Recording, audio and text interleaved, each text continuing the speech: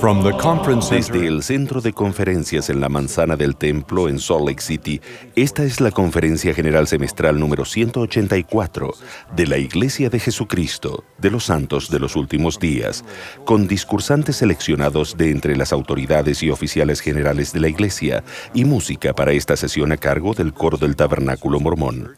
Miembros y oficiales de la Iglesia se han congregado de todas partes del mundo para recibir consejo e instrucción de los líderes de la Iglesia. Esta transmisión es un servicio público de Bonneville Distribution. Se prohíbe cualquier reproducción, grabación, transcripción o uso de otra índole de este programa sin el debido consentimiento por escrito. El presidente Henry B. Eyring, primer consejero de la primera presidencia de la Iglesia, dirigirá esta sesión.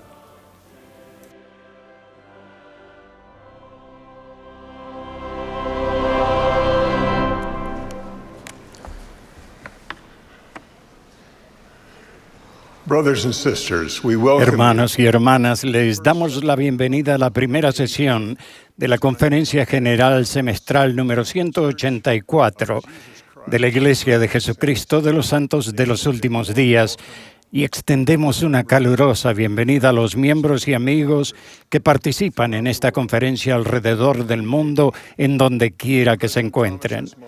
El presidente Thomas S. Monson, quien preside esta conferencia, me ha pedido que dirija esta sesión. Reconocemos a las autoridades generales y a los oficiales generales que estarán presentes durante la conferencia. La música para esta sesión será por el Coro del Tabernáculo Mormón, bajo la dirección de Mac Wilberg y Ryan Murphy, con Richard Elliott y Andrew Answorth en el órgano. El coro dio inicio a esta reunión cantando "Ya rompe el alba", y ahora nos favorecerá con "Bandera de Sion". Entonces, la hermana Bonnie Oscarson, presidenta general de las mujeres jóvenes, ofrecerá la primera oración.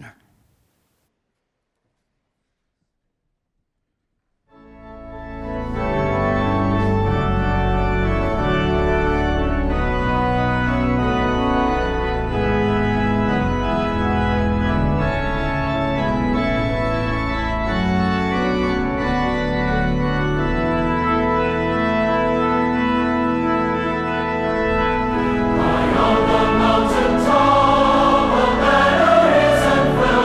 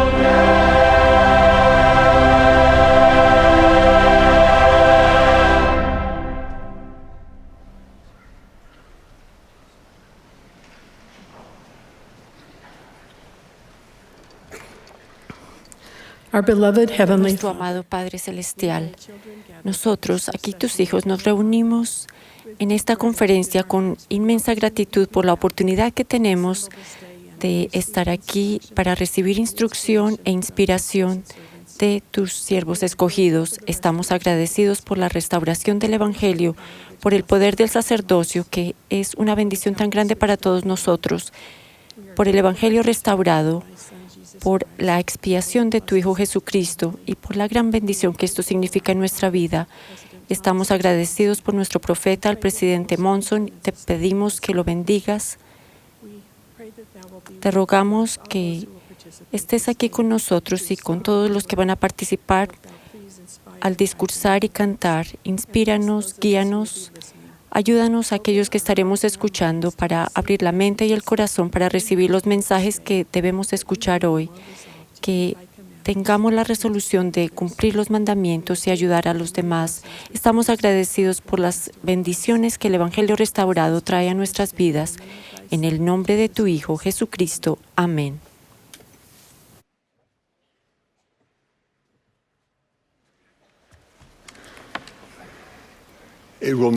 Ahora tendremos el privilegio de escuchar a nuestro profeta, el presidente Thomas S. Monson.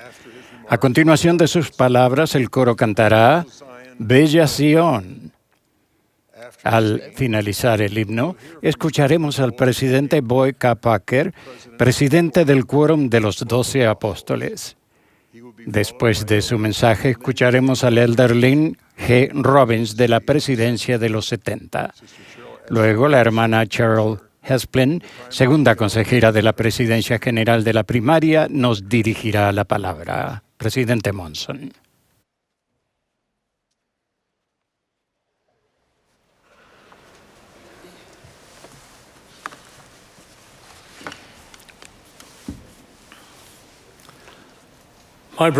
Mis queridos hermanos y hermanas, me complace darles la bienvenida a esta gran conferencia mundial. Estamos congregados en sitios alrededor del mundo para escuchar y aprender de hermanos y hermanas que hemos sostenido como autoridades generales y oficiales generales de la Iglesia. Han procurado la ayuda del cielo respecto a los mensajes que presentarán y han sentido inspiración respecto a lo que se dirá. Esta conferencia marca el aniversario número 90 de transmisiones de la Conferencia General por radio. Durante la conferencia de octubre de 1924, las primeras sesiones se transmitieron por la radio a través de la estación de la Iglesia KSL. También marca el aniversario número 65 de las transmisiones televisadas de esta conferencia. En la Conferencia General de octubre de 1949, se televisaron por primera vez las sesiones al área de Salt Lake por la estación KSL. Reconocemos la bendición de los medios modernos que permiten que millones de miembros de la Iglesia vean o escuchen la Conferencia General. Las sesiones de este fin de semana se transmiten por televisión, radio, cable, satélite e Internet, incluso en aparatos móviles. Durante los 6 meses desde que nos reunimos la última vez, se ha dedicado un templo nuevo y rededicado otro. En mayo, el presidente Uchtdorf dedicó el templo de Fort Lauderdale, Florida. Se presentó una maravillosa celebración cultural el día anterior a la dedicación. Al día siguiente, el domingo 4 de mayo, se dedicó el templo en 3 sesiones. Hace apenas 2 semanas, tuve el privilegio de rededicar el templo de Ogden, Utah, que el presidente Joseph Fielding Smith dedicó originalmente en 1972. El día antes de la dedicación se llevó a cabo una gran celebración cultural y participaron muchos jóvenes, por lo que se hicieron 2 presentaciones con jóvenes diferentes en cada una. En total, participaron 16,000 jóvenes. Los servicios de rededicación se realizaron al día siguiente y participaron muchos de los líderes de la iglesia, líderes de las organizaciones auxiliares de las mujeres, el presidente del templo, sus consejeros y sus esposas. La construcción de templos sigue adelante. El próximo mes se dedicará el nuevo templo de Phoenix, Arizona. Y el año próximo, en 2015, tenemos previsto dedicar o rededicar por lo menos 5 templos y quizá más si se terminan. Tal como mencioné en abril, cuando se construyan y dediquen todos los templos ya anunciados, tendremos 170 templos en operación alrededor del mundo. Puesto que estamos concentrando nuestros esfuerzos en terminar los templos previamente anunciados, por ahora no anunciaremos ningún templo nuevo. Sin embargo, en el futuro, conforme identifiquemos necesidades y ubiquemos terrenos, se harán anuncios de templos adicionales. La iglesia sigue creciendo. Contamos ahora con más de 15 millones de miembros y nuestros números aumentan. Nuestra labor misional sigue adelante sin obstáculos. Más de 88,000 misioneros prestan servicio, compartiendo el mensaje del Evangelio por todo el mundo. Reafirmamos que la obra misional es un deber del sacerdocio y animamos a todos los jóvenes dignos y capaces a prestar servicio. Estamos muy agradecidos por las jóvenes que también prestan servicio. Ellas realizan una contribución importante, aunque no están bajo el mismo mandato de servir que los hombres. Ahora les invito a poner atención a los hermanos y hermanas que participarán hoy y mañana en las sesiones de nuestra conferencia. Todos los que han sido asignados a hablar sienten una gran responsabilidad al hacerlo, al escuchar que sus palabras nos conmuevan y aumente nuestra fe. Lo ruego humildemente en el nombre de Jesucristo. Amén.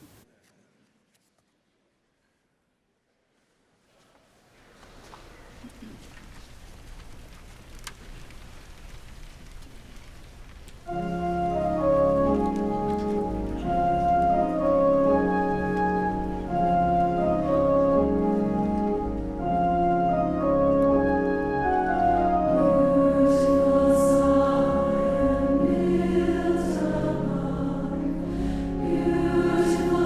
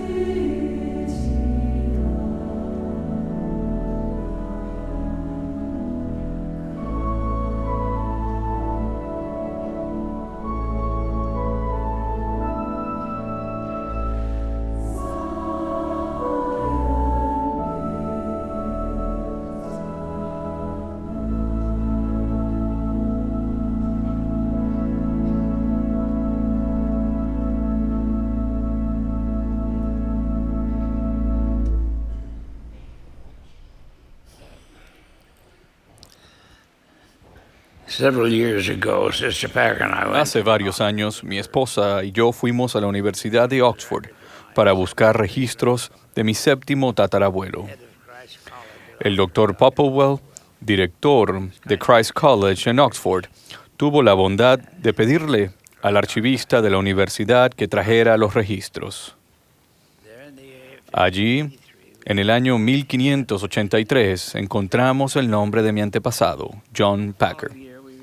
Al año siguiente regresamos a Oxford para hacer entrega de un juego de libros canónicos hermosamente encuadernados para la biblioteca de Christ College. Al Dr. Popplewell le pareció un poco inoportuno. Tal vez pensó que no éramos realmente cristianos, así que le pidió al capellán universitario que recibiera los libros. Antes de entregarle las escrituras, abrí la guía temática en inglés y le mostré uno de los temas.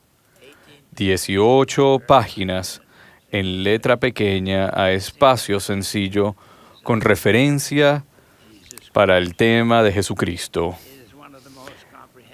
Es una de las recopilaciones más completas de referencias de las Escrituras sobre el tema del Salvador que jamás se haya realizado en la historia del mundo. Un testimonio del Antiguo y el Nuevo Testamento, del Libro de Mormón, Doctrina y Convenios, y la perla de gran precio. No importa cómo siga estas referencias, le dije, de lado a lado, hacia arriba o hacia abajo, de libro a libro, tema tras tema. Encontrará que son un testimonio constante y armonioso de la divinidad de la misión del Señor Jesucristo. Su nacimiento, su vida, sus enseñanzas, su crucifixión, su resurrección y su expiación. Tras compartir con el capellán algunas de las enseñanzas del Salvador, el ambiente cambió y él nos dio un recorrido por las instalaciones, incluso de una excavación reciente que revelaba murales de la época de los romanos. Entre las referencias en la lista de la guía temática se encuentra esta del Libro de Mormón, otro testamento de Jesucristo. Predicamos de Cristo, profetizamos de Cristo y escribimos según nuestras profecías para que nuestros hijos sepan a qué fuente han de acudir para la remisión de sus pecados. En sus propias palabras, el Salvador declaró: Yo soy el camino y la verdad y la vida. Nadie viene al Padre sino por mí. Y en el Libro de Mormón declaró: He aquí, yo soy el que fue preparado desde la fundación del mundo para redimir a mi pueblo. He aquí, soy Jesucristo.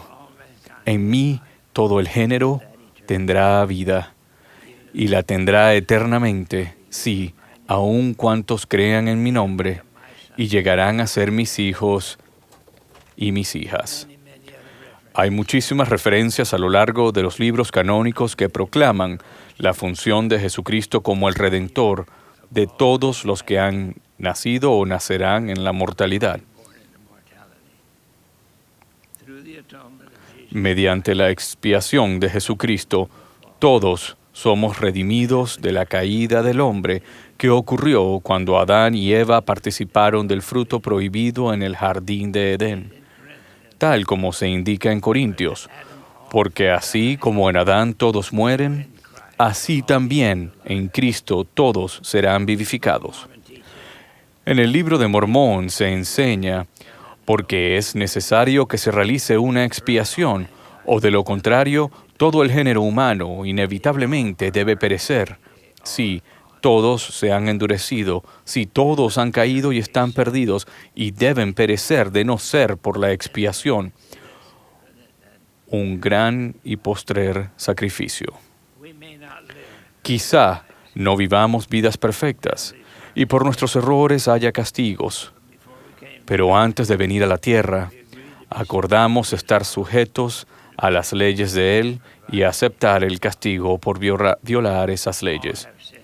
Por cuanto todos pecaron y están destituidos de la gloria de Dios, siendo justificados gratuitamente por su gracia mediante la redención que es en Cristo Jesús.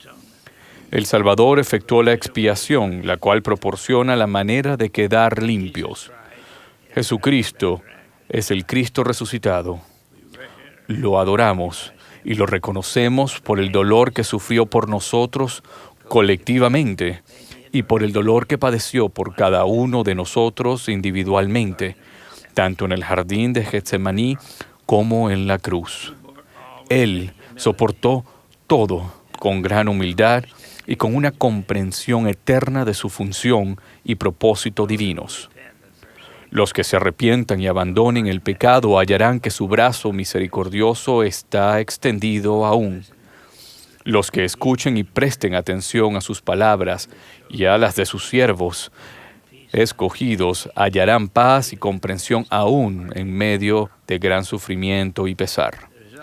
El resultado de su sacrificio es liberarnos de los efectos del pecado, para que se borre la culpa de todos y sintamos esperanza. De no haber llevado a cabo la expiación, no habría redención. Sería difícil vivir en el mundo si nunca fuésemos perdonados por nuestros pecados, si nunca pudiéramos purificarnos y seguir adelante. La misericordia y la gracia de Jesucristo no se limitan a los que cometen pecados de comisión o de omisión, sino que abarca la promesa de paz sempiterna para todos los que la acepten y lo sigan y vivan de acuerdo a sus enseñanzas. Su misericordia es un gran sanador, aún para las víctimas inocentes. Recientemente recibí una carta de una mujer que dijo haber padecido gran sufrimiento en la vida. Se había cometido en su contra un gran mal, el cual no especificó, pero al que aludió. Aceptó que había luchado con sentimientos de gran amargura. En su enojo, gritó mentalmente: "Alguien tiene que pagar por este terrible mal". Escribió que en ese momento extremo de pesar y de dudas, llegó a su corazón una respuesta inmediata: alguien ya pagó. Si no somos conscientes de lo que el sacrificio del Salvador puede hacer por nosotros, recorreremos la vida lamentándonos por haber hecho algo incorrecto o por haber ofendido a alguien.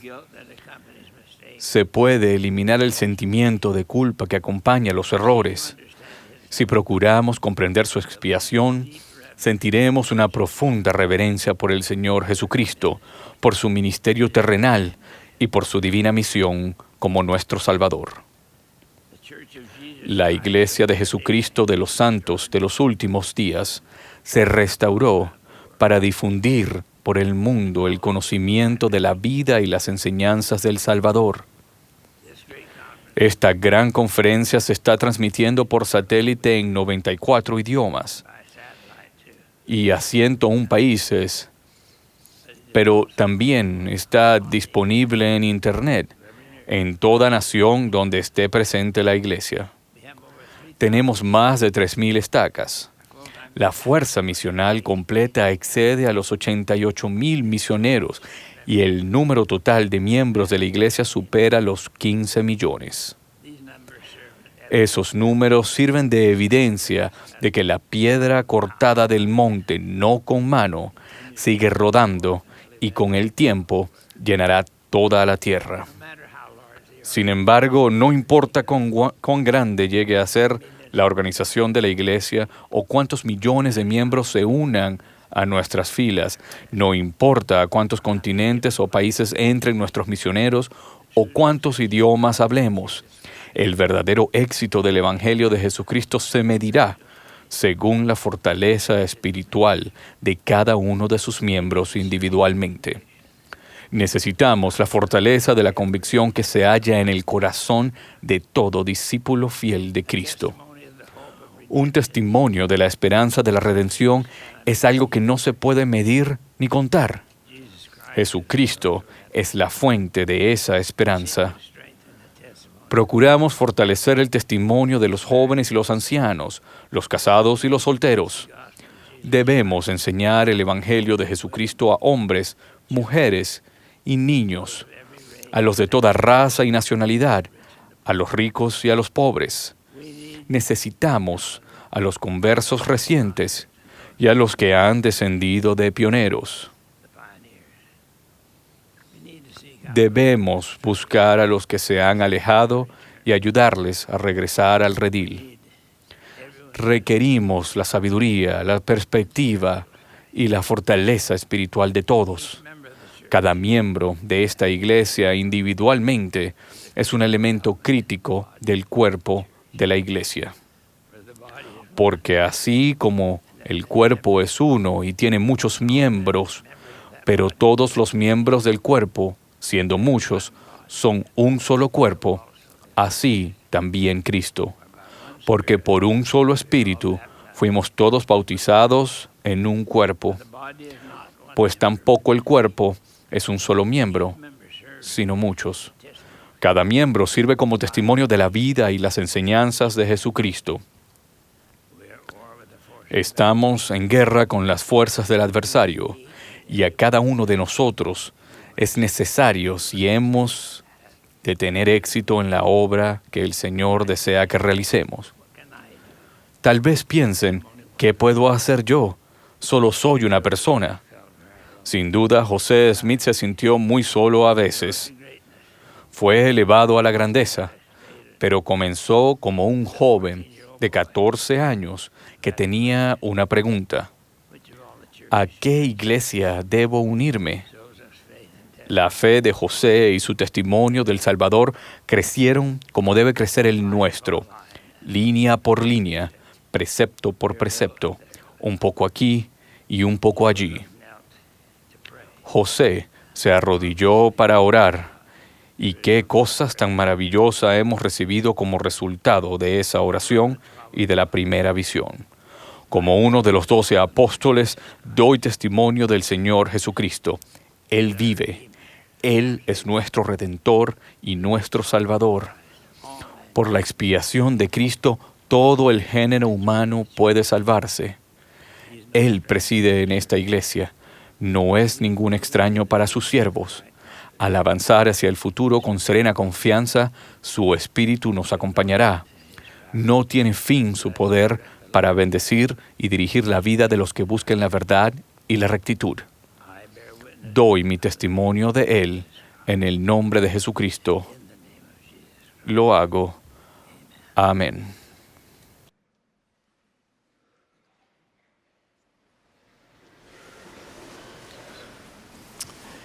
Which way do you face? ¿Hacia dónde miras? El presidente Boyka Packer me sorprendió con esa pregunta desconcertante mientras viajábamos juntos en mi primera asignación como nuevo 70. Yo estaba confundido al no tener una explicación para poner la pregunta en contexto. Un 70, continuó, no representa al pueblo ante el profeta, sino el profeta ante el pueblo. Nunca te olvides hacia dónde miras. Fue una lección poderosa. Al tratar de complacer a los demás antes de complacer a Dios es invertir el orden de los 2 primeros grandes mandamientos. Es olvidar hacia dónde miramos. Y sin embargo, todos hemos cometido ese error por el temor al hombre. En Isaías, el Señor nos advierte, no temáis afrenta de hombre. En el sueño de Leí, ese miedo surge debido al dedo de burla que lo señalaba desde el edificio grande y espacioso, provocando que muchos se olvidaran hacia dónde debían mirar y dejaran el árbol avergonzados. La presión social interna puede cambiar la actitud de una persona, incluso el comportamiento, haciéndola sentir culpable de ofender a los demás. Buscamos una convivencia respetuosa con quienes nos señalan con el dedo, pero cuando el miedo al hombre nos tienta a justificar el pecado, se convierte en una trampa. Según indica el libro de Proverbios, la trampa puede estar astutamente disfrazada para apelar a nuestro lado compasivo a fin de que lo toleremos o incluso aprobemos algo que ha sido condenado por Dios. Para los de fe débil, esto puede ser una piedra de tropiezo. Por ejemplo, algunos misioneros jóvenes llevan ese miedo al hombre al campo misional y no informan a su presidente de misión la desobediencia de un compañero debido a que no quieren ofenderlo. Las decisiones que definen el carácter que hacen al recordar el orden correcto de los primeros dos grandes mandamientos, cuando estos misioneros confundidos se dan cuenta de que son responsables ante Dios y no ante sus compañeros, debería darles el valor para mirar hacia el lado correcto. A la edad de 22 años, incluso José Smith olvidó hacia dónde miraba cuando rápidamente solicitó al Señor que permitiera a Martin Harris tomar prestadas 116 páginas del manuscrito. Quizás José quería demostrar gratitud a Martin por su apoyo. Sabemos que José estaba extremadamente ansioso de que otros testigos lo apoyaran contra las preocupantes falsedades y mentiras que se esparcían sobre él. Cualquiera hayan sido las razones de José o cuán aceptables parezcan, el Señor no las justificó y lo sorprendió severamente. ¿Con cuánta frecuencia has transgredido y has seguido las persuasiones de los hombres? Pues he aquí, no debiste haber temido más al hombre que a Dios. Esta conmovedora experiencia ayudó a José a recordar siempre hacia dónde miraba. Cuando uno trata de quedar bien con los hombres, involuntariamente queda mal con Dios. Al pensar que se puede complacer a Dios y al mismo tiempo justificar la desobediencia de los hombres, no es neutralidad, sino duplicidad, o tener dos caras, o tratar de servir a dos señores.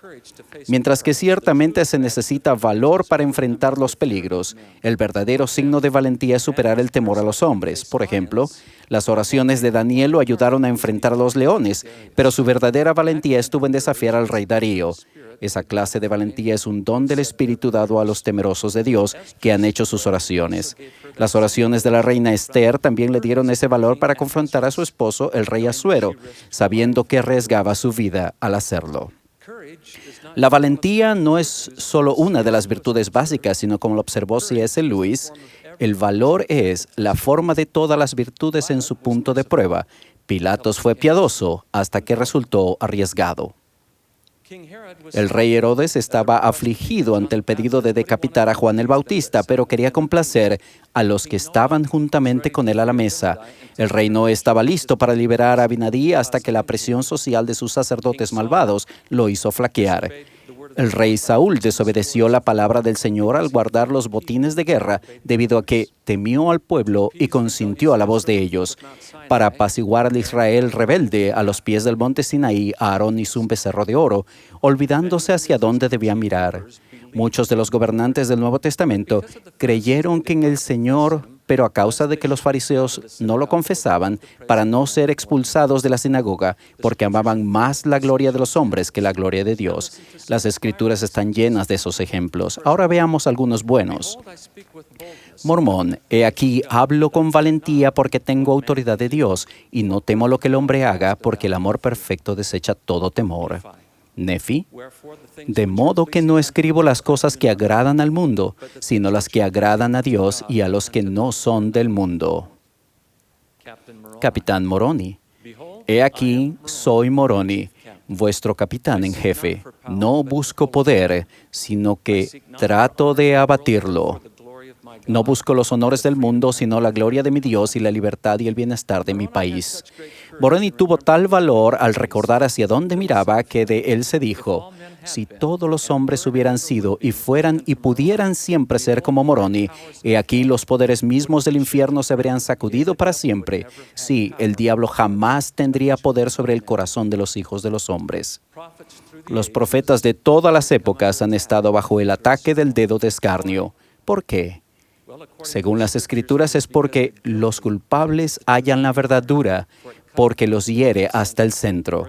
O, como lo dijo el presidente Harold Belli, pájaro herido revolotea. Su desdeñosa reacción es, en realidad, la culpa tratando de mitigarse, como con Corior, quien al final admitió, yo siempre he sabido que había un Dios.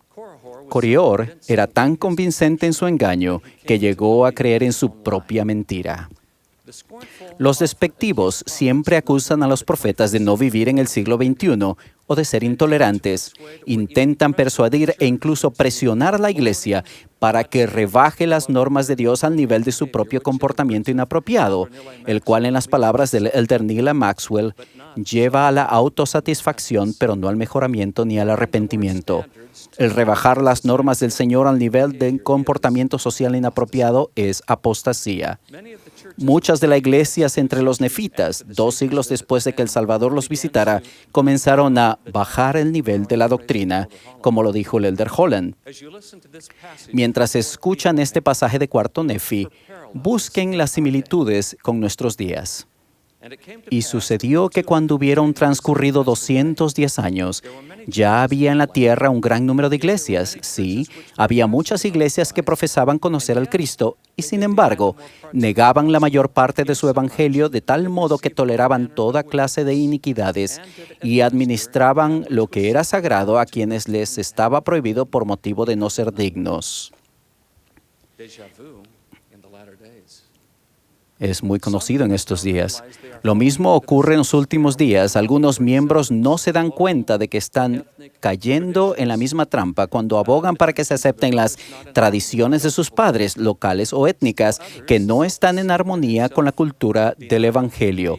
Incluso otros, engañándose a sí mismos y con abnegación, ruegan o exigen que los obispos bajen las normas exigidas para las recomendaciones del templo, las recomendaciones para una institución académica o para los misioneros. No es fácil ser obispo bajo esa presión. Sin embargo, como El Salvador, quien limpió el templo para defender la santidad del mismo, los obispos hoy en día son llamados a defender con valentía las normas del templo. Fue El Salvador quien dijo: «Me manifestaré a mi pueblo en misericordia, si mi pueblo guarda mis mandamientos y no profana esta santa casa». El Salvador, nuestro gran ejemplo, siempre miraba a su Padre. Él amó y sirvió a su prójimo, pero dijo: «No recibo gloria de los hombres». El que quería que aquellos a quienes enseñaba lo siguieran, pero no buscó favorecerlos. Cuando efectuó un acto de caridad como curar a los enfermos, esa dádiva a menudo venía con el pedido de: «No lo digas a nadie». En parte, eso era para evitar que la fama no lo siguiera. A pesar de sus esfuerzos por evitarlo, él condenó a los fariseos por hacer buenas obras solo para que los vean los hombres. El Salvador, el único ser perfecto que haya existido, fue el más valiente. En su vida se enfrentó a muchos que lo acusaban, pero nunca se dio ante el dedo de escarnio. Él es la única persona que nunca olvidó hacia dónde miraba. Porque yo hago siempre lo que al Padre le agrada, y no busco mi voluntad, sino la voluntad del Padre que me envió.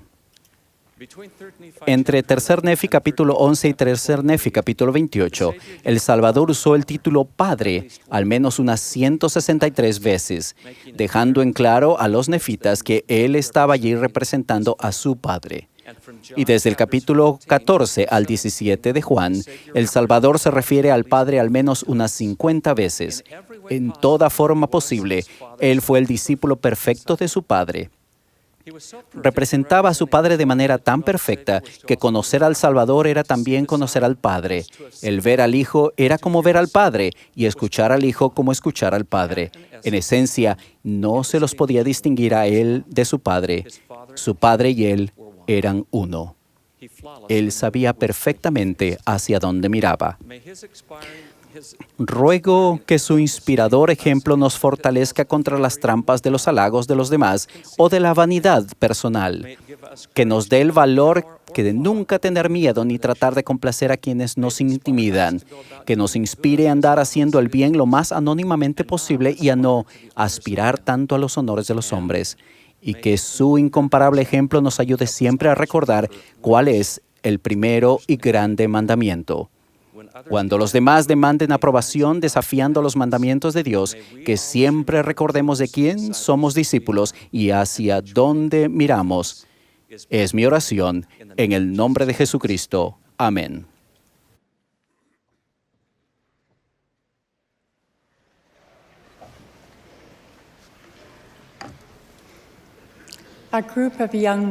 En una ocasión, un grupo de jovencitas me preguntó qué le hubiera gustado saber cuando tenía nuestra edad. Si respondiera a esa pregunta ahora, les diría lo siguiente. Cuando tenía su edad, me hubiera gustado entender mejor la importancia de la Santa Cena. Quisiera haber entendido la Santa Cena de la forma en que el Elder Holland la describió. Él dijo, una de las invitaciones inherentes de la ordenanza sacramental es que sea una verdadera experiencia espiritual, una santa comunión, una renovación del alma. ¿De qué manera puede ser la Santa Cena una verdadera experiencia espiritual, una santa comunión, una renovación del alma cada semana? La Santa Cena se convierte en una práctica que nos fortalece cuando escuchamos las oraciones sacramentales y nos volvemos a comprometer a cumplir los convenios. Para hacerlo debemos estar dispuestos a tomar sobre nosotros el nombre de Jesucristo. Refiriéndose a esa promesa, el presidente Eyring enseñó: eso significa que tenemos que considerarnos como que le pertenecemos, lo ponemos en primer lugar en nuestra vida, deseamos lo que Él desea y no lo que nosotros queremos o lo que el mundo nos enseña que debemos ambicionar. Cuando tomamos la Santa Cena también hacemos convenios de recordarle siempre. La noche antes de ser crucificado, Jesucristo reunió a sus apóstoles e instituyó la Santa Cena.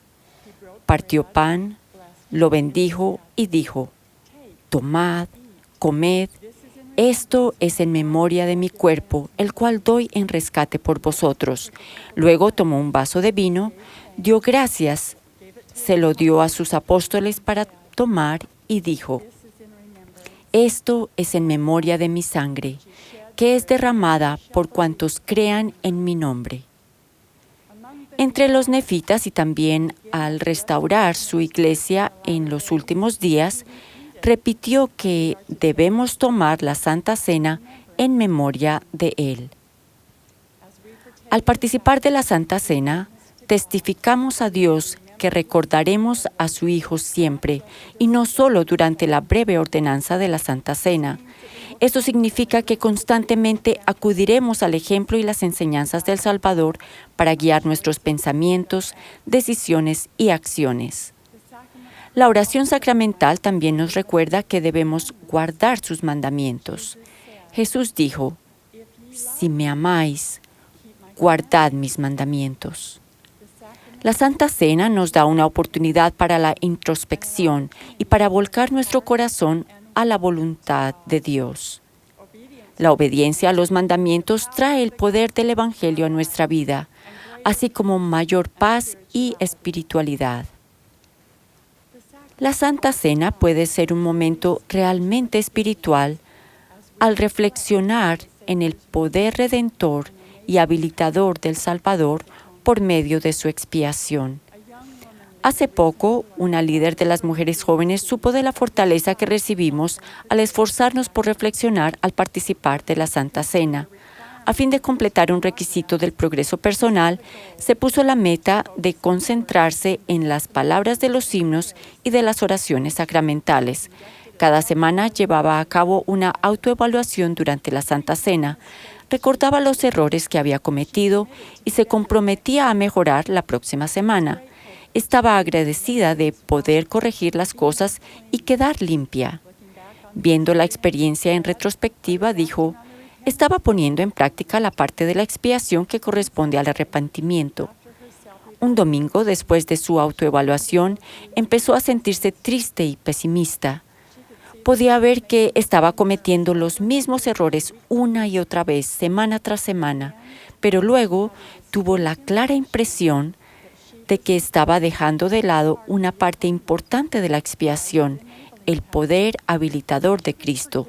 Estaba olvidando todas las ocasiones en que el Salvador le ayudó a ser quien necesitaba ser y a prestar servicio más allá de su propia capacidad. Con esto en mente, reflexionó nuevamente sobre la semana anterior. Ella dijo: un sentimiento de gozo irrumpió en mi melancolía al observar que Él me había dado muchas oportunidades y habilidades.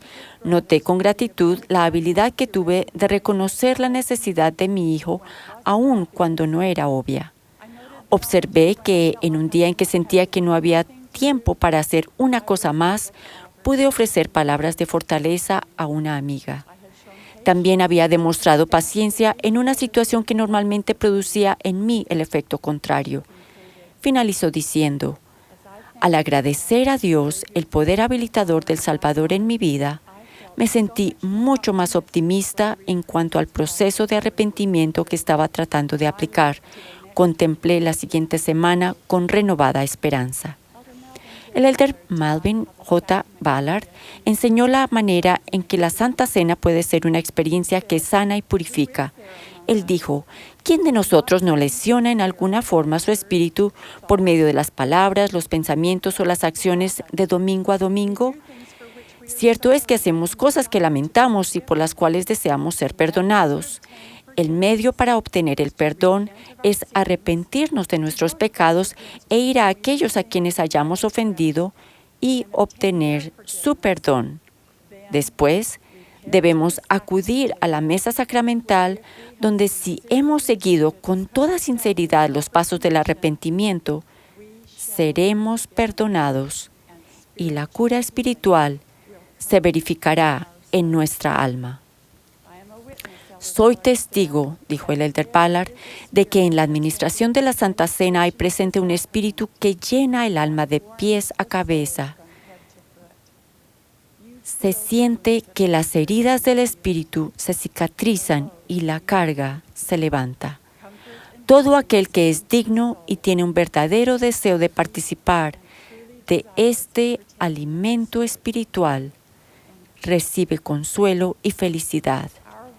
Nuestra alma herida puede ser sanada y renovada, no solo porque el pan y el agua nos recuerdan el sacrificio del Salvador, de su carne y de su sangre, sino porque los emblemas también nos recuerdan que Él siempre será nuestro pan de vida y agua viviente. Tras administrar la Santa Cena a los nefitas, Jesús dijo, «El que come de este pan, come de mi cuerpo para su alma, y el que bebe de este vino, bebe de mi sangre para su alma, y su alma nunca tendrá hambre ni sed, sino que será llena». Y cuando toda la multitud hubo comido y bebido, he aquí, fueron llenos del Espíritu. Con esas palabras, Cristo nos enseña que el Espíritu sana y renueva nuestra alma. La bendición prometida de la Santa Cena es que siempre podremos tener su Espíritu con nosotros. Cuando participo de la Santa Cena, en ocasiones viene a mi mente un cuadro que representa el Salvador resucitado con los brazos extendidos, como si estuviera listo para recibirnos en sus brazos. Me encanta ese cuadro. Cuando pienso en él durante la bendición y el reparto de la Santa Cena, mi alma se eleva, puesto que casi puedo escuchar las palabras del Salvador. He aquí, mi brazo de misericordia se extiende hacia vosotros, y a cualquiera que venga, yo lo recibiré, y benditos son los que vienen a mí. Los poseedores del sacerdocio arónico representan al Salvador cuando preparan, bendicen y reparten la Santa Cena.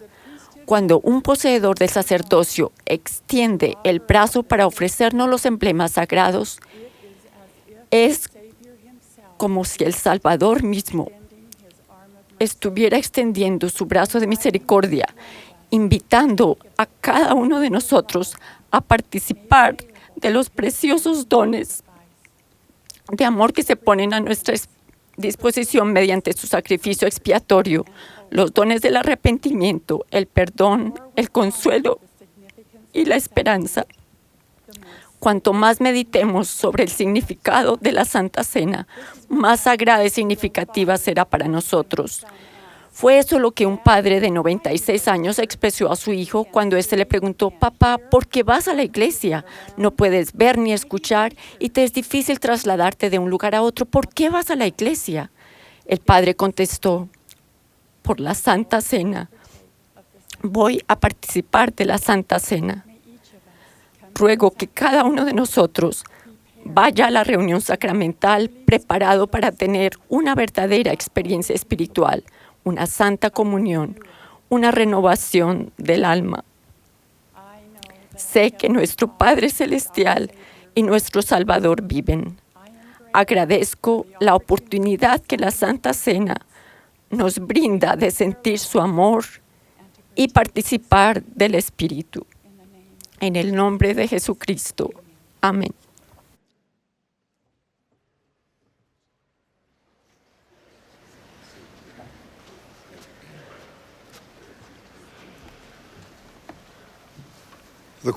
Ahora el coro y la congregación se pondrán de pie y se unirán cantando Jehová, sé nuestro guía.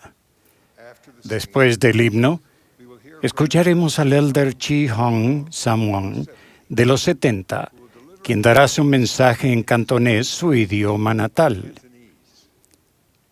Se mostrarán subtítulos en inglés en las pantallas del centro de conferencias. Inmediatamente después de su discurso, escucharemos al elder D. Todd Christofferson del Quórum de los 12 Apóstoles. Después de las palabras del elder Christofferson, el coro cantará Si escucho con el corazón.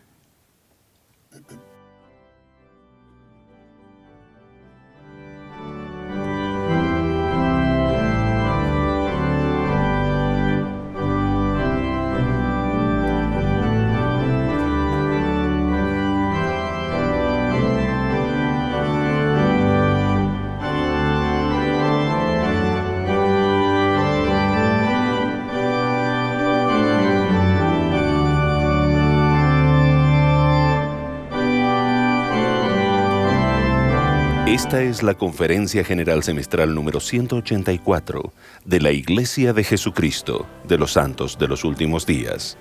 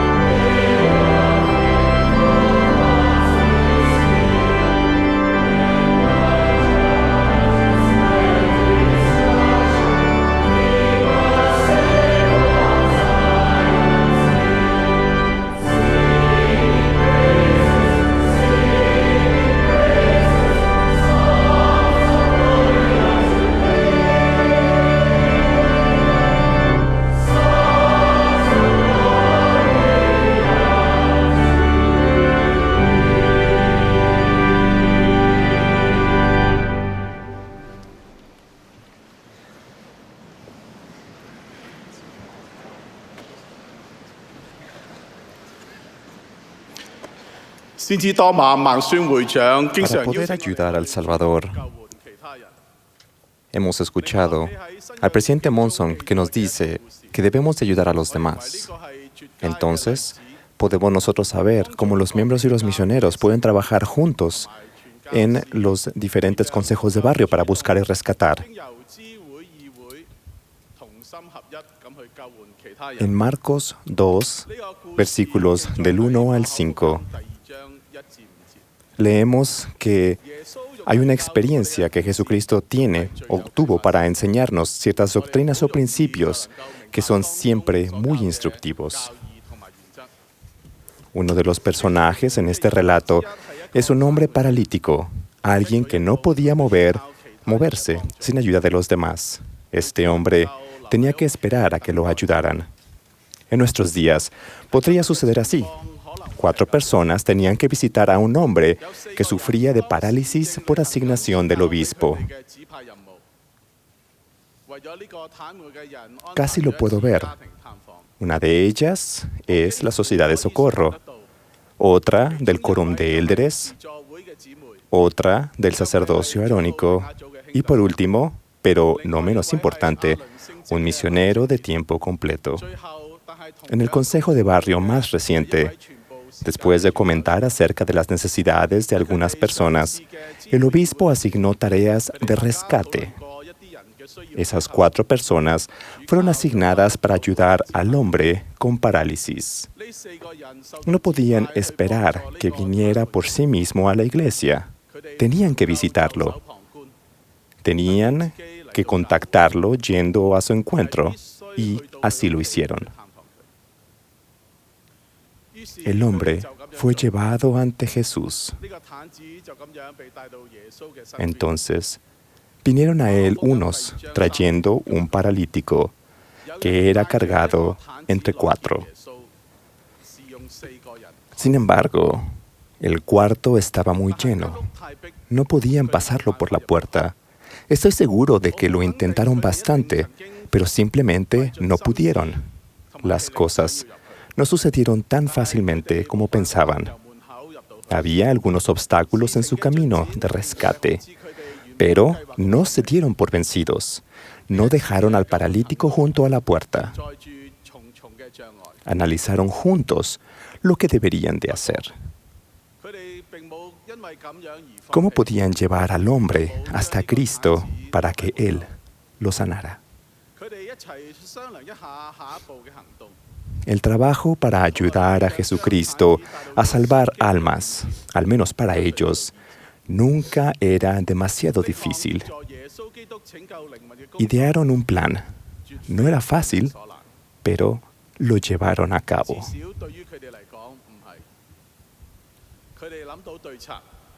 Y como no podían acercarse a él a causa del gentío, destaparon el techo de donde de él estaba y haciendo una abertura, bajaron el lecho en que yacía el paralítico.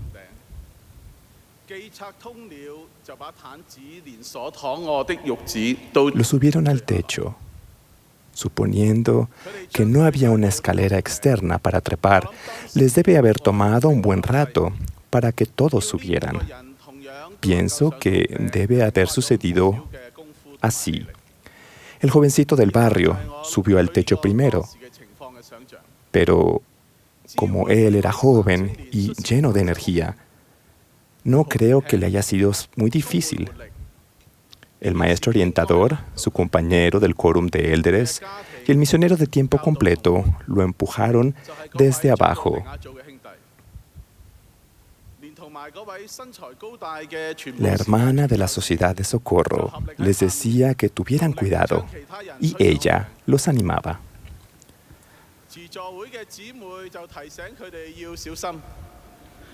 Los hombres quitaron una parte del techo, mientras la hermana seguía dando consuelo al enfermo que esperaba ser sanado.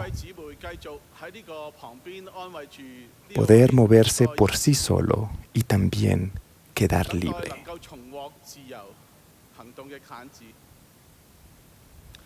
Esta tarea de rescate necesitó que todos trabajaran juntos.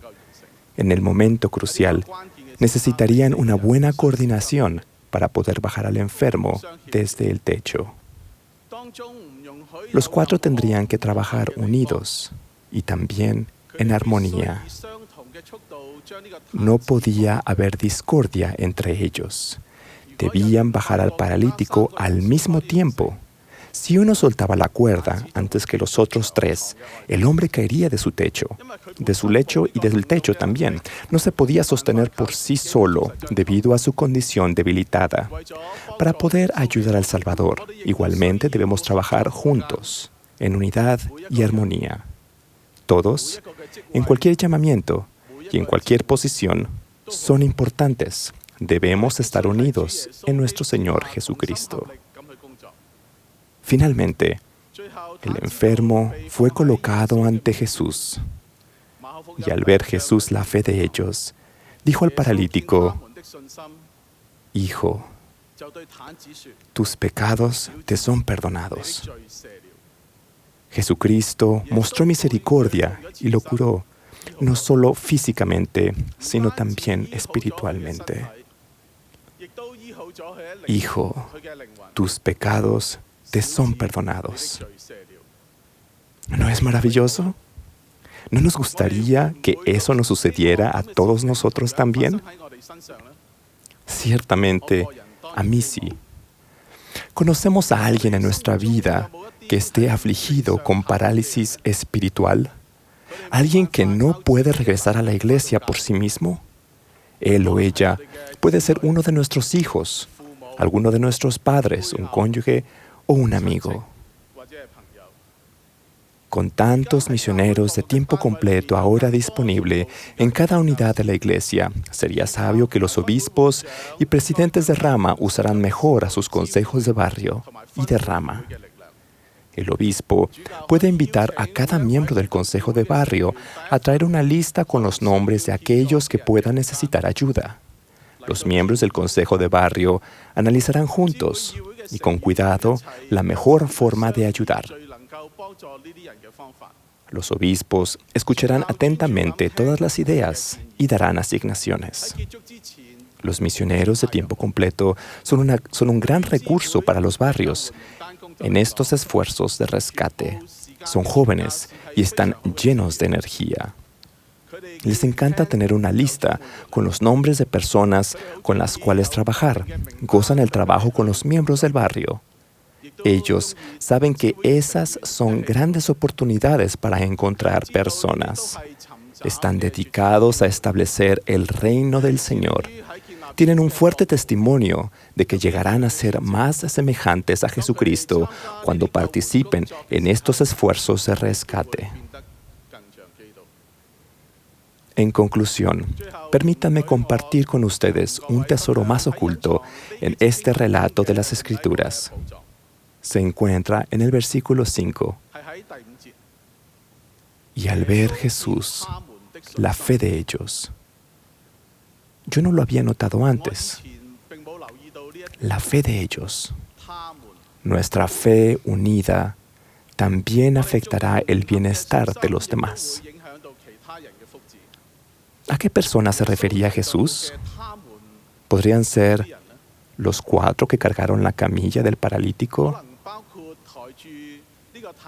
Al mismo tiempo, ¿el mismo paralítico, él sí mismo, o las personas que oraron por él, y también todos los que estaban escuchando las palabras de Jesús y pidiendo calladamente en sus corazones que se realizara el milagro? También podría incluir a un cónyuge, a un padre, a un hijo o a una hija, un misionero, un presidente de quórum, una presidenta de la sociedad de socorro, un obispo o un amigo lejano. Todos podemos ayudarnos los unos a los otros. Debemos estar anhelosamente consagrados en buscar a aquellos que necesitan ser rescatados. Testifico que Jesucristo es un Dios de milagros. Jesucristo nos ama a todos y Él tiene el poder para salvar y sanar, tanto física como espiritualmente. Cuando le ayudamos en su misión de salvar almas, nosotros mismos seremos rescatados en el proceso. De ello testifico en su sagrado nombre. Aún Jesucristo. Amén.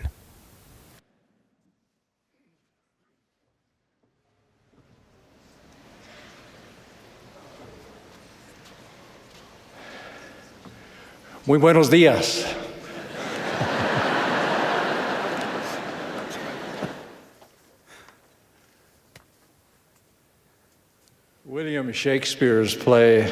La obra de William Shakespeare, La vida del rey Enrique V, incluye una cena nocturna en el campamento de los soldados ingleses en Azincourt, poco antes de la batalla contra el ejército francés. En la penumbra y parcialmente disfrazado, el rey Enrique vaga entre los soldados sin que lo reconozcan. Habla con ellos, intentando desopesar la moral de las tropas, que son inferiores en número, y debido a que no se dan cuenta quién es él, Ellos expresan con franqueza sus comentarios. En una de esas conversaciones se ponen a filosofar en cuanto a quién es responsable por lo que suceda a los hombres en la batalla, el rey o cada soldado. En un momento dado, el rey Enrique declara: parece que en ningún lugar moriría más contento que en el regimiento del rey, siendo justa su causa. Miguel Guillermo contesta: eso es más de lo que sabemos, y su compañero asiente: sí, o más de lo que desearíamos saber, porque nos basta saber que somos súbditos del rey. Si su causa es injusta, nuestra obediencia al rey nos absuelve de culpa. Miguel Guillermo añade: pero si la causa no es justa, solo el rey tendrá que rendir cuentas por ella. Como es lógico, el rey Enrique discrepa, diciendo: todo súbdito debe obediencia al rey, pero el alma de cada súbdito es suya. Shakespeare no trata de resolver ese debate en la obra, y de una forma u otra es un debate que continúa hasta nuestros días. ¿Quién es responsable de lo que nos sucede en la vida? Cuando las cosas marchan mal, existe la tendencia de culpar a los demás, incluso a Dios. A veces surge la idea de que se tiene derecho a ciertos privilegios y las personas o los grupos intentan desviar la responsabilidad por su bienestar a otras personas o a los gobiernos. Con respecto a asuntos espirituales, algunos suponen que los hombres y las mujeres no tienen que esforzarse por lograr la rectitud personal porque Dios nos ama y nos salva tal como somos. No obstante, Dios dispone que sus hijos actúen de acuerdo con el albedrío moral que les ha dado, para que todo hombre responda por sus propios pecados en el día del juicio. Es su plan y su voluntad que tengamos la función principal al tomar decisiones en nuestra propia vida. Dios no vivirá nuestra vida por nosotros, ni nos controlará como si fuéramos sus marionetas, como Lucifer propuso. Ni sus profetas aceptarán la función de maestros de marionetas en lugar de Dios. Brigham Young declaró: no deseo que ningún santo de los últimos días en este mundo o en el cielo esté satisfecho con lo que yo haga, a menos que el Espíritu del Señor Jesucristo, el Espíritu de revelación, se los haga sentir. Deseo que sepan por ellos mismos y entiendan por sí mismos. Entonces Dios no nos salva tal y como somos. Primero porque, tal y como somos, no somos limpios, y ninguna cosa inmunda puede morar en su presencia. Porque en el lenguaje de Adán, su nombre es hombre de santidad, y el nombre de su unigénito es el Hijo del Hombre. Y segundo, Dios no nos convertirá en algo que no demostremos querer ser mediante nuestras acciones. Él verdaderamente nos ama, y porque nos ama, no nos obliga ni nos abandona. En cambio, Él nos ayuda y nos guía. Efectivamente, la verdadera manifestación del amor de Dios son sus mandamientos. Debemos regocijarnos, y lo hacemos, en el plan ordenado por Dios que nos permite tomar decisiones para actuar por nosotros mismos y experimentar las consecuencias, o como lo expresan las Escrituras, prueban lo amargo para que sepamos apreciar lo bueno. Estamos eternamente agradecidos de la expiación del Salvador y que ella haya vencido el pecado original a fin de que naciésemos en este mundo y no fuésemos castigados por la transgresión de Adán. Por tanto, habiendo sido redimidos de la caída, empezamos la vida siendo inocentes ante Dios y llegamos a quedar libres para siempre, discerniendo el bien del mal para actuar por nosotros mismos y no por que se actúe sobre nosotros. Podemos elegir llegar a ser la clase de personas que queramos, y con la ayuda de Dios puede ser que lleguemos a ser como Él es. El Evangelio de Jesucristo abre el sendero hacia lo que podemos llegar a ser. Mediante la expiación de Jesucristo y su gracia, nuestros intentos fallidos de vivir la ley celestial de manera perfecta y constante en la vida mortal se puede borrar y puede cultivar cualidades cristianas. Sin embargo, la justicia exige que nada de esto ocurra sin nuestro conocimiento, consentimiento y voluntad. Siempre ha sido así.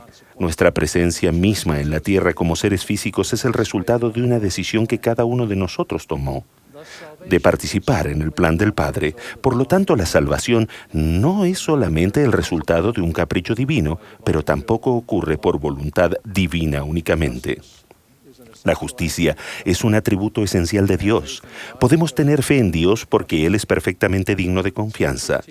En las Escrituras se nos enseña que Dios no anda por vías torcidas, ni se vuelve a la derecha ni a la izquierda, ni se aparta de lo que ha dicho. Por tanto, sus sendas son rectas y su vía es un giro eterno. Y que Dios no hace, nunca, acepción de personas.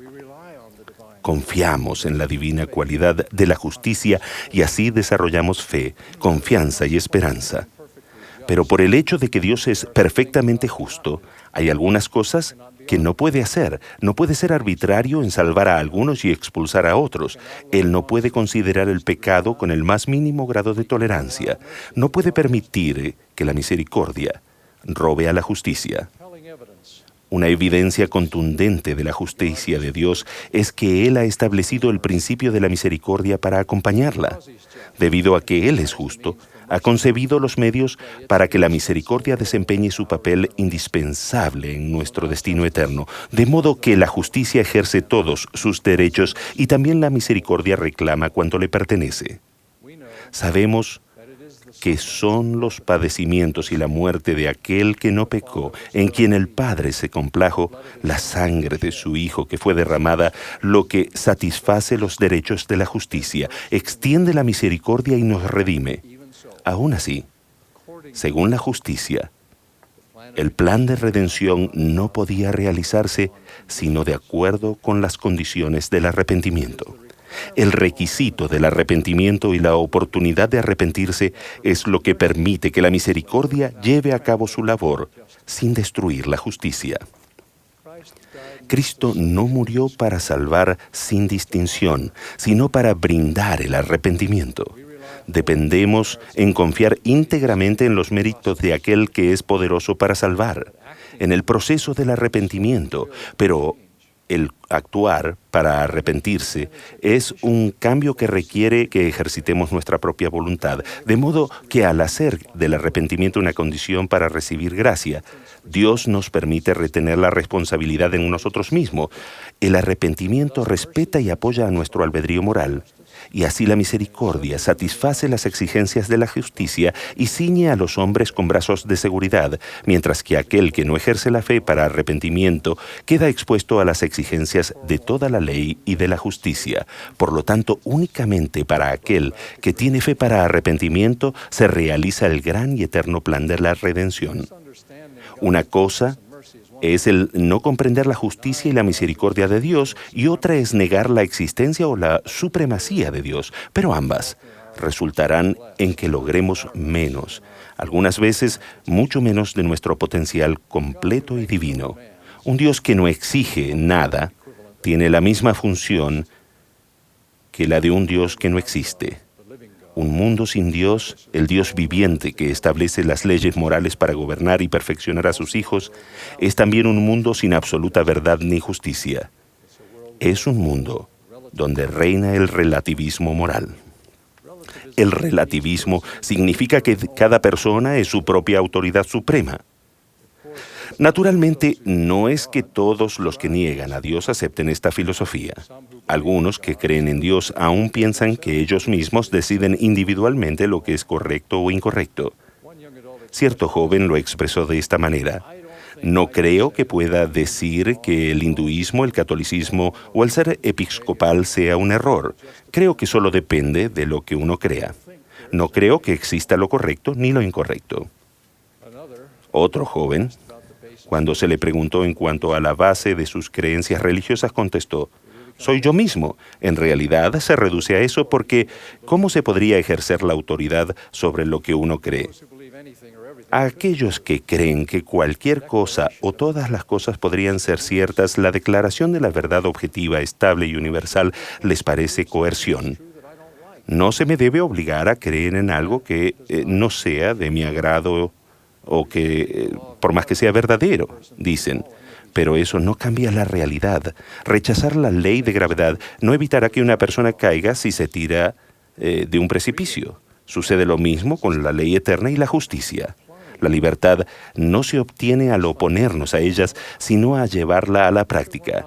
Eso es fundamental con respecto al propio poder de Dios. Si no fuera por la realidad de las verdades fijas e inmutables, el don del albedrío no tendría sentido, ya que no seríamos capaces de prever y calcular las consecuencias de nuestras acciones. Como lo explicó Ley, y si dices que no hay ley, decís también que no hay pecado. Si decís que no hay pecado, decís también que no hay rectitud. Y si no hay rectitud, no hay felicidad. Y si no hay rectitud ni felicidad, tampoco hay castigo ni miseria. Y si estas cosas no existen, Dios no existe. Y si no hay Dios, nosotros no existimos ni la tierra, porque no habría habido creación de cosas ni para actuar, ni para que se actúe sobre ellas. Por consiguiente, todo se habría desvanecido. En asuntos tanto temporales como espirituales, la oportunidad de asumir la responsabilidad personal es un don de Dios y es aquel que nos ha concedido, sin el cual no podemos alcanzar nuestro pleno potencial. La responsabilidad personal se convierte en un derecho así como en un deber que debemos defender constantemente, ya que han sido el objeto de ataques desde antes de la creación. Debemos defender esta responsabilidad de aquellas personas o programas que a veces, con las mejores intenciones, nos convierten en personas dependientes, y aún debemos defenderlas contra nuestras propias tendencias a evitar el trabajo que se requiere para cultivar talentos, humildad y carácter cristiano. Se cuenta la historia de un hombre que sencillamente no quería trabajar. Quería que otros se hicieran cargo de él en todo aspecto. En su modo de pensar, la iglesia o el gobierno, o ambos, lo debían mantener, ya que había pagado impuestos y diezmos. No tenía que comer, pero se negaba a trabajar para cuidar de sí mismo. Con desesperación e indignación, aquellos que habían intentado ayudarlo decidieron que ya que él no hacía lo más mínimo por mantenerse, no quedaba otra que simplemente llevarlo al cementerio y dejarlo morir. En camino al cementerio, un hombre dijo: «No podemos hacer esto. Yo tengo unas mazorcas de maíz que puedo darle». Se lo dijeron al hombre en cuestión y este preguntó: «¿Le han quitado las hojas?». Le respondieron: «No». Entonces el hombre dijo: «Sigan adelante». La voluntad de Dios es que seamos hombres y mujeres libres, capaces de elevarnos a nuestro pleno potencial, tanto temporal como espiritual, a fin de que nos libremos de las limitaciones humillantes de la pobreza y de la esclavitud del pecado, que tengamos respeto por nosotros mismos y seamos independientes, y que estemos preparados en todas las cosas para unirnos a Él en su reino celestial. Sé perfectamente que eso no lo podemos lograr con solo nuestros propios esfuerzos, sin su constante y significativa ayuda. Sabemos que es por la gracia por la que nos salvamos, después de hacer cuanto podamos. Y no necesitamos alcanzar un mínimo nivel de capacidad o bondad ante Dios para que nos ayude. La ayuda divina puede ser nuestra cada hora del día, sin importar en dónde estemos, siempre que sea en el camino de obediencia. Pero sé que más allá de desear su ayuda, debemos esforzarnos, arrepentirnos y elegir a Dios para que así pueda actuar en nuestra vida de acuerdo a la justicia y al albedrío moral. Mi súplica es simplemente que seamos responsables y no pongamos a trabajar a otros, sino por nosotros mismos, a fin de que haya algo como base sobre lo que Dios nos pueda ayudar. Doy testimonio de que Dios el Padre vive y que su Hijo Jesucristo es nuestro Redentor y que el Santo Espíritu está presente con nosotros. No hay duda de su deseo de ayudarnos y de que su capacidad para hacerlo es infinita. Despierta, levántate del polvo. Se cumplan los convenios que el Eterno Padre nos ha hecho. En el nombre de Jesucristo. Amén.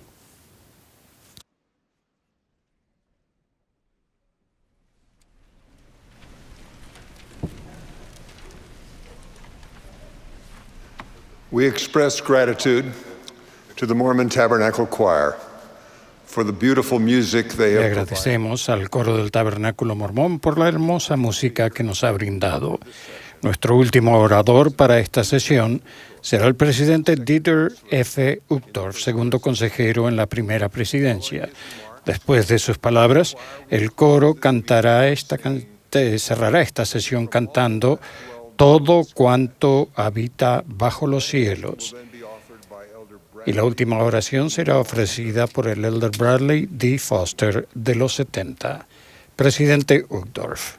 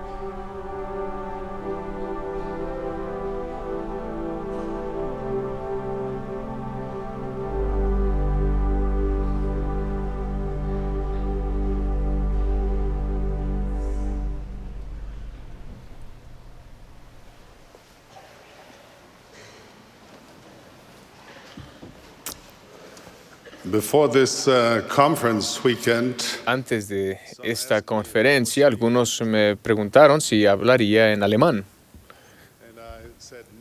Y les dije, no, pero quizás suene como alemán.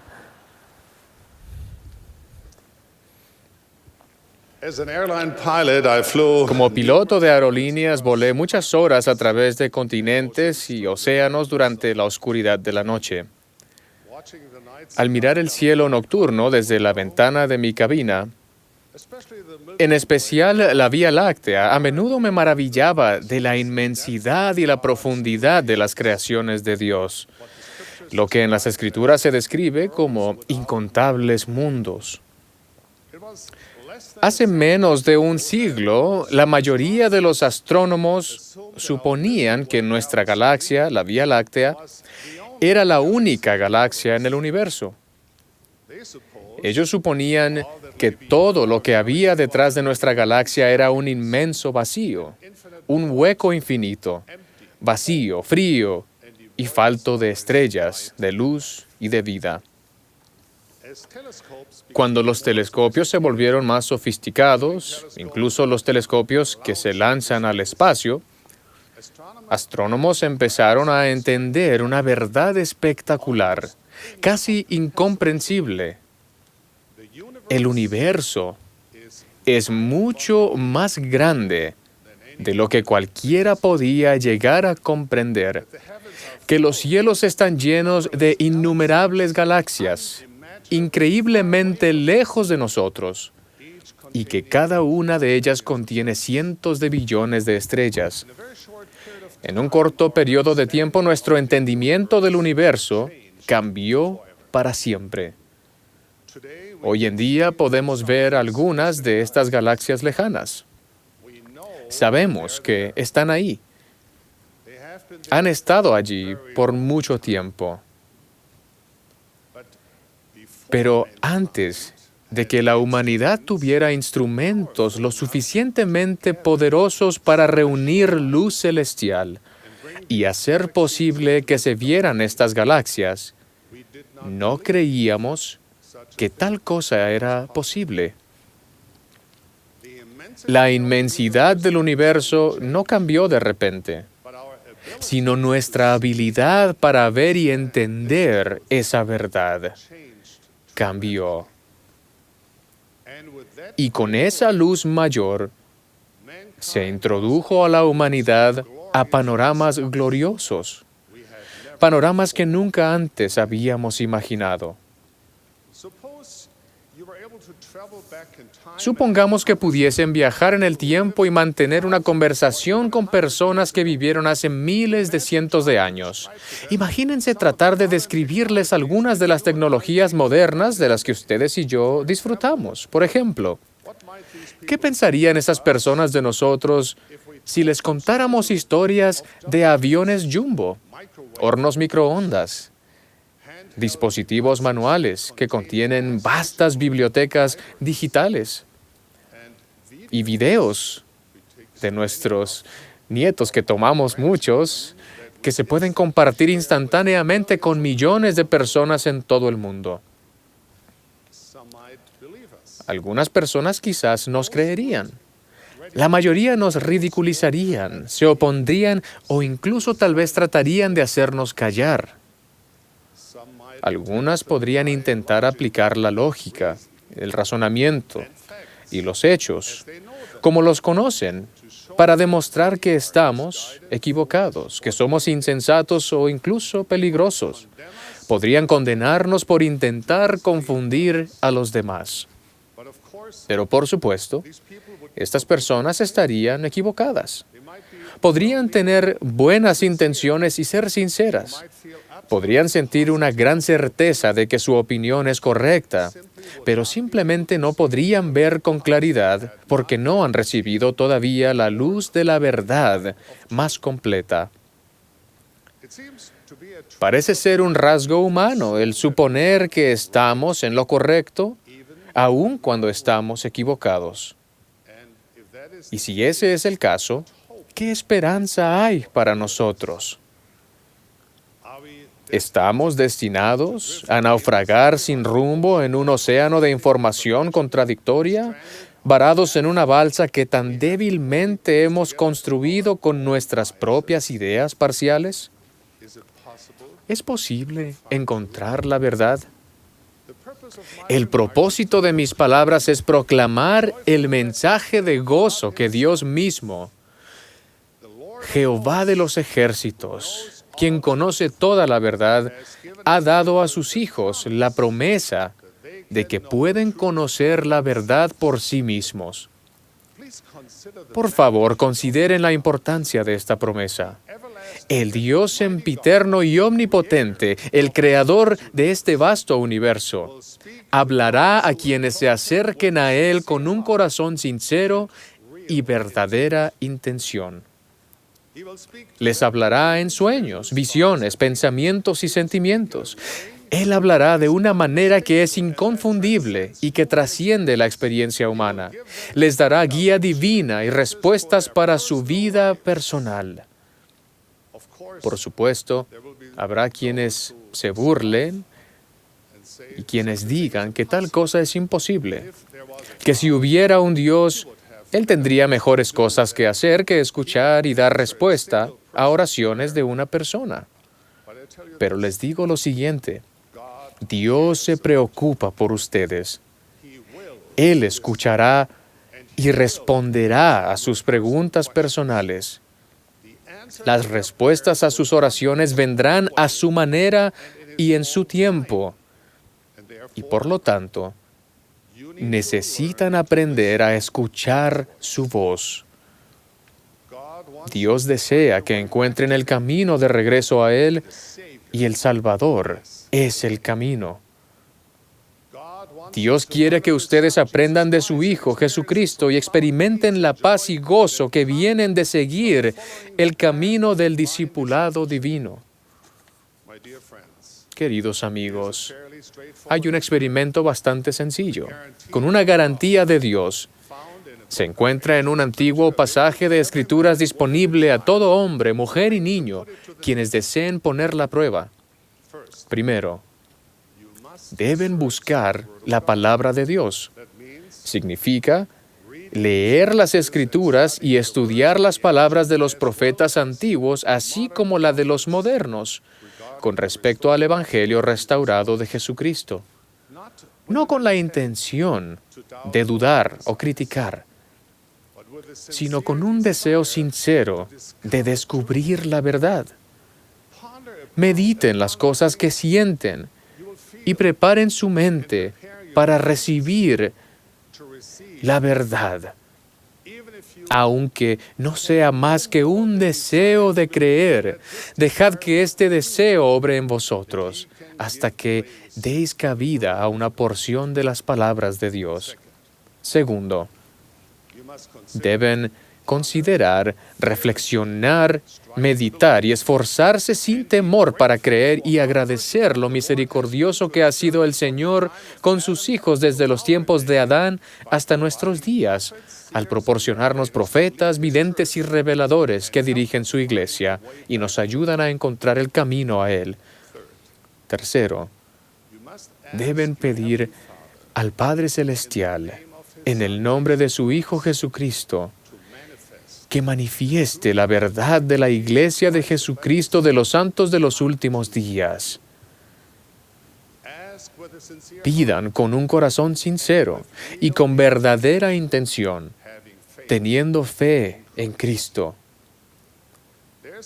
También hay un cuarto paso, muy importante, dado por el Salvador. El que quiera hacer la voluntad de Dios, conocerá si la doctrina es de Dios o si yo hablo por mí mismo.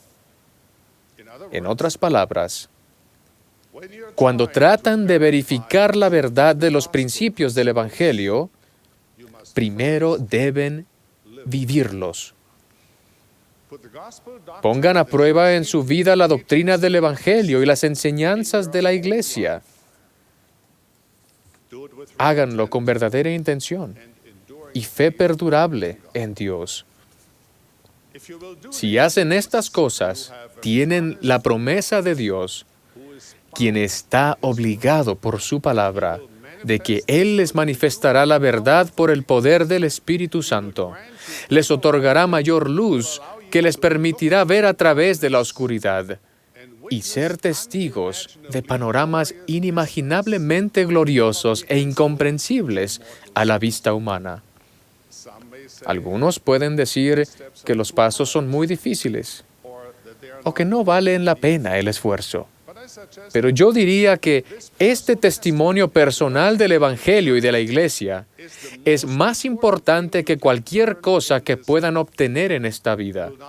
No solo los bendecirá y guiará durante la vida, sino que tendrá un impacto en toda su vida y por la eternidad. Los científicos tuvieron dificultad para entender la amplitud del universo hasta que los instrumentos se volvieron lo suficientemente sofisticados para dar más luz, para entender una verdad más completa. El apóstol Pablo enseñó un principio paralelo con respecto al conocimiento espiritual. Dijo, pero el hombre natural no percibe las cosas que son del Espíritu de Dios, porque para él son locura, y no las puede entender porque se han de discernir espiritualmente. En otras palabras, si quieren reconocer una verdad espiritual, deben usar los instrumentos correctos. No pueden llegar a un entendimiento de una verdad espiritual con instrumentos que no la pueden detectar. El Salvador nos ha dicho en nuestros días, lo que es de Dios es luz, y el que recibe luz y persevera en Dios, recibe más luz, y esa luz se hace más y más resplandeciente hasta el día perfecto. Mientras más inclinamos nuestro corazón y mente hacia Dios, más luz celestial se destila sobre nuestra alma. Y cada vez que voluntaria y sinceramente buscamos esta luz, indicamos a Dios nuestra disposición para recibir más luz. Gradualmente, las cosas que antes parecían confusas, oscuras y lejanas se vuelven claras, brillantes y conocidas para nosotros. De la misma manera, si nos privamos de la luz del Evangelio, nuestra propia luz comienza a atenuarse, no en un día o una semana, sino gradualmente con el tiempo, hasta que miramos atrás y no podemos entender por qué alguna vez creímos que el Evangelio era verdadero. Y es posible que nuestro conocimiento previo parezca insensato, por lo que alguna vez era tan claro. Nuevamente se vuelve borroso, confuso y lejano. Es por eso que Pablo era tan insistente en que el mensaje del Evangelio es una locura para quienes están pereciendo, pero para quienes se salvan es poder de Dios. La Iglesia de Jesucristo de los Santos de los Últimos Días es un lugar para personas con todo tipo de testimonios. Hay algunos miembros de la Iglesia cuyo testimonio es seguro y arde fuertemente dentro de ellos. Otros aún están esforzándose por saber por sí mismos. La Iglesia es un hogar para que vengan todos, sin importar la fortaleza de nuestro testimonio. En las puertas de nuestros centros de reuniones no hay carteles que digan: su testimonio debe ser así de fuerte para poder entrar.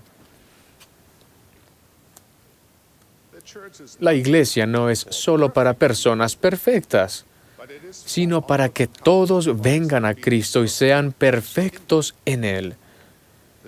La Iglesia es para personas como ustedes y yo. La Iglesia es un lugar de bienvenida y educación, no un lugar de separación o de crítica. Es un lugar donde tendemos una mano a las personas para alentar, elevar y sostenernos al seguir nuestra búsqueda personal de la vida divina. Al final, todos somos peregrinos buscando la luz de Dios al viajar por el sendero del discipulado. No condenamos a los demás por la cantidad de luz que puedan tener o no. Más bien, nutrimos y alentamos toda luz hasta que sea clara, brillante y verdadera. Reconozcamos que la mayoría de las veces el obtener un testimonio no es una tarea de 1 minuto, 1 hora o 1 día. No es algo que se completa una vez y ya. El proceso de reunir luz espiritual es una búsqueda de toda la vida. Su testimonio del Hijo de Dios viviente y de su Iglesia restaurada, la Iglesia de Jesucristo de los Santos de los Últimos Días, puede que no llegue tan pronto como lo desean. Pero les prometo esto: si hacen su parte, llegará y será glorioso. Les ofrezco mi testimonio personal de que la verdad espiritual llenará su corazón y traerá luz a su espíritu. Les revelará inteligencia pura, acompañada de un gozo maravilloso y una paz celestial. Lo he vivido personalmente por el poder del Espíritu Santo. Como prometen las Escrituras antiguas, la innegable presencia del Espíritu de Dios hará que canten la canción del amor que redime, que eleven sus ojos al cielo en alabanzas por el refugio, su esperanza, por su protector, por su Padre. El Salvador prometió que si buscan, encontrarán. Testifico que esto es verdad. Si buscan la verdad de Dios, aquella que ahora puede parecer tenue, borrosa y distante, gradualmente se revelará, aclarará y estará cerca de su corazón mediante la luz de la gracia de Dios. Los panoramas espirituales gloriosos, inimaginables al ojo humano, les serán revelados. Es mi testimonio que esta luz espiritual está al alcance de cada hijo de Dios. Iluminará su mente, traerá sanación a su corazón y gozo a sus días. Mis queridos amigos, por favor, no demoren el momento de buscar y fortalecer su propio testimonio de la obra divina de Dios, aún la obra de luz y verdad. Su testimonio personal de luz y verdad no solo los bendecirá a ustedes y a su posteridad aquí en la vida terrenal, sino que los acompañará por toda la eternidad, entre los mundos sin fin. De esto testifico y les dejo mi bendición. En el nombre de Jesucristo. Amén.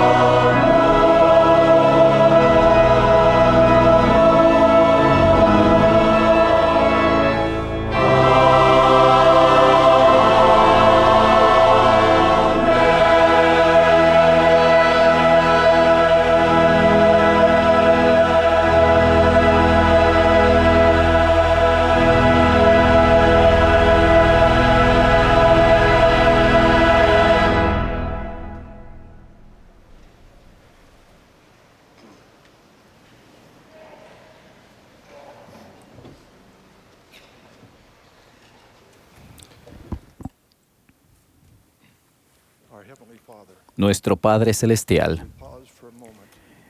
al hacer pausa por un momento al concluir esta conferencia y agradecerte por todo lo que hemos escuchado y sentido hoy. Padre, te damos gracias por la música y la tecnología